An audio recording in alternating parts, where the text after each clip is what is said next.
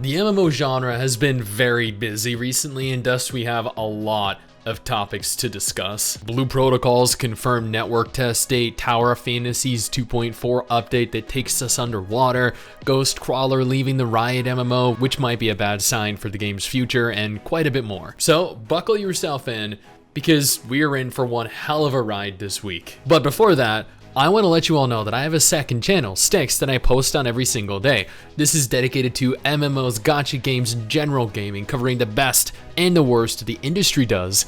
So consider coming on over and joining me there. Before we jump into the video, I want to thank today's sponsor, Immortal Rising. Immortal Rising is an extreme stylish action RPG that has been recognized by players all around the world as one of the best idle RPGs on the platform, with over 600,000 combined total downloads and a flawless rating. If Immortal Rising looks like a game you'd be interested in, then I urge you to click that link in the description and the pinned comment below. And right now is the perfect opportunity to, as they're holding a pre-registration event in accompaniment of their launch onto iOS. Immortal Rising is an idle RPG, which means that you can play the game on the move, and it continues to accumulate rewards while you're offline. With some of the fastest, most stylish action combat in an idle game, you'll be able to recruit epic characters, fight incredible monsters all in a dark fantasy graphical style. You can engage evil monsters with swords, daggers, bows, and a variety of different magical skills. You can combine skills and equipment to strategically take down your enemies or grow more powerful yourself. You can join guilds, play together with other players, fight other players in PvP and get some epic rewards. Immortal Rising gives you everything you need to play, and with limitless progression, while being easily accessible both online and offline anywhere in the world, this is a great game to sink your teeth into. Again, if it looks like something that you want to play, then play it. Now is the perfect time to. Click that link in the description of the pinned comment right now and start your adventure. Now let's go ahead and jump into this week's weekly bite of MMORPG news. Unfortunately, we've heard very little over the course of the last year when it comes to Corepunk, and that's because the MMO is developed by a Ukrainian team who have had to relocate due to unforeseen circumstances. Nevertheless, they have continued working, not letting what's going on with Russia stop them from realizing their dream of releasing Corepunk sometime in the near future. And while they're still on track for a beta test, hopefully at some point within 2023, the devs have taken time to answer a number of questions that players had concerning the game. If you're interested, then I do urge you to go ahead and check that out, but the information of most importance to me was their statement that they are in the process of testing and balancing systems in the game and are looking forward to obtaining feedback from players soon so they can make adequate adjustments, hinting that a potential public test phase sooner than expected maybe. NCSoft revealed a couple days ago that their latest MMO venture, unrelated to Throne and Liberty, which is on the immediate horizon, Project G, is a cross-platform MMORTS that looks a lot like those cooperative mobile games that have you accumulate resources and then raid other players' bases, with everyone coexisting in a singular, large, persistent world. The main focus is supposedly on players working together as part of one of 4 distinct factions.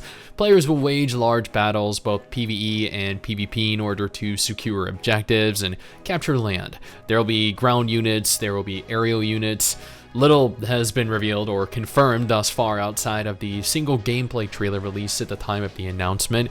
No release date has been confirmed, no closed beta date has been confirmed either. However, NCSoft are planning to release the game in English globally, perhaps simultaneously. I guess time will tell. Neverwinter is getting a pretty large update on March 28th in the form of Menzoberranzan, the game's 25th module. And yes, I very likely absolutely butchered that name. This update brings the epic conclusion of the 2-part storyline and campaign written by New York Times bestselling author R.A. Salvatore and Gino Salvatore. And admittedly, I kind of feel like I'm one of those announcers or one of those people that advertise movies and TV series. This game is written by New York Times bestselling author R.A. Salvatore and Gino Salvatore.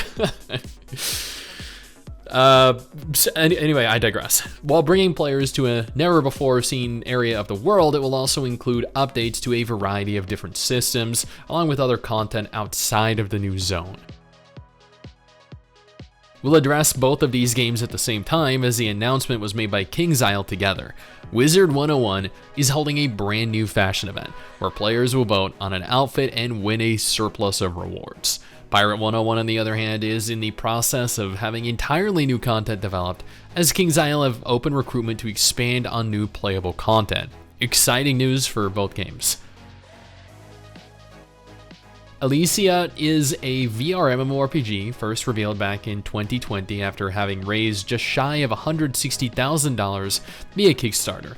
And after 3 years and several alpha tests, they're finally entering their first beta test period in April 2023. They went into detail and explained why there have been rather long periods of silence, but the TLDR is that they had to rebuild the game from the ground up. So if you've been waiting to play, this will be your chance. Did you know that Black Desert Online is turning 7 years old and is still the best looking MMORPG currently available? Because if you'd have told me 7 years ago that we would have gone backwards in terms of graphics and gameplay, I would have laughed. Yeah, right. Yet here we are, with Pearl Abyss announcing their anniversary celebration with players capable of earning a variety of goodies, and most importantly, the event buffs, increasing combat XP by 700%. If you want to avoid much of the arduous grind present in BDO, this is your time to start. 700% boosted XP is no joke. I'm gonna be honest, I had forgotten the Wagadu Chronicles was still in development. It popped onto my radar and then it disappeared just as fast. Nevertheless, the Afro Fantasy MMO, the only one of its kind, entered Alpha 3 testing this week. The studio confirmed players will be receiving access in waves, meaning if you didn't get into the game on Monday or Wednesday, that doesn't mean that you didn't receive access today. So make sure to be on the lookout for an invite. This is a unique MMO that needs an eye kept on it. Much like Alicia, Past Fate is a Kickstarter-funded MMORPG that prides itself on the freedom to play the game however you like. Player freedom is the key element Icy North Games promised. Unlike Alicia, that raised $159,000 via Kickstarter, Past Fate managed to raise $25,000, hardly enough to get the game off the ground, let alone pay a dedicated team of programmers. Nevertheless, Icy North Games released a trailer from their recent open alpha test, showcasing 30 minutes of gameplay taking place within the first hour of the game. It's unconfirmed when the game will release, and honestly, the likelihood of it releasing is very slim, especially after a recent confirmation that while Past Fate is built on Unreal Engine 4, they are looking to upgrade to Unreal Engine 5 in the future. Ghostcrawler, who is known for his time at Blizzard and more recently Riot Games, has, after many years, decided to leave Riot and subsequently his vision of a League of Legends-inspired MMORPG behind.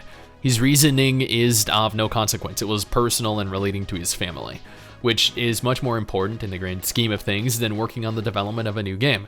But with him gone, what does that mean for the future of Riot's MMO? Well, Ghostcrawler confirmed the game was in good hands, but there's really no way of gauging the validity of that claim. Either way, I truly hope Ghostcrawler manages to recover in time and make his way to whatever his passions are. Tower Fantasy just uploaded their newest trailer for Update 2.4 titled Under the Grand Sea to their YouTube channel, and the trailer was absolutely breathtaking. Yeah, I'm here all week. The new update will shift the location of the game from the barren desert underwater. Update 2.4 is going to launch on March 30th for players that are interested. And until then, the official Twitter has confirmed a set of events taking place from now until the update rolls out. And finally, the news I'm sure the majority of you have been waiting for. After months waiting, Bandai Namco have confirmed that Japanese players or Western players with a VPN will be able to access their network test beginning March 31st and lasting until April 2nd. That's Friday through Sunday. The test was originally delayed several months due to difficulties that would have negatively affected the test phase, but that seems to be cleared up, and BAMCO are ready to enter their final test phase before launching in the next couple months. The final date for friend invites to be sent out is March 22nd, if you know anyone that managed to get in. There is still no date on an English beta yet, but I would expect it to take place at some point after the game launches in Japan, as to not confuse players or coincide with the Japanese launch numbers. And that is it. That is all of the MMO related news that mattered to me today. If you think that I missed something, and I probably missed quite a few somethings, please let me know down in the comments below.